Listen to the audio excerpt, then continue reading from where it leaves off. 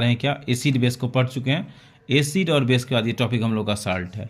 तो देखो neutralisation reactions एक होता है, हम लोग अगर बचिया एसिड का रिएक्शंस अगर हम लोग किसके साथ करवाते हैं, बेस के साथ करवाते हैं ना बच्चे, तो क्या बनता है तुम्हारा, सॉल्ट बनता है। क्या बनता है तुम्हारा, सॉल्ट बनता है। सबसे पहले बात यह आता है कि हम लोग का साल्ट कैसे बनता है।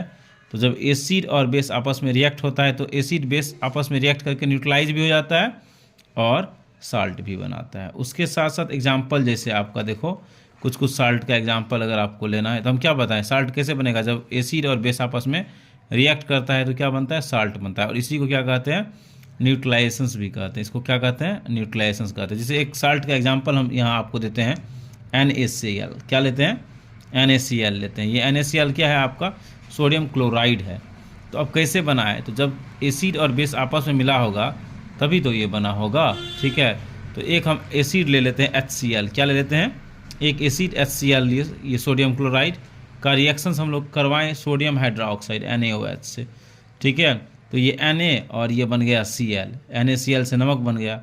और क्या बच जाएगा यहाँ, तो ये वाटर रिलीज कर देगा। क्या रिलीज करेगा, वाटर। तो यहाँ भी क्या हो जाएगा आपका, साल्ट प्लस वाटर हो जाएगा।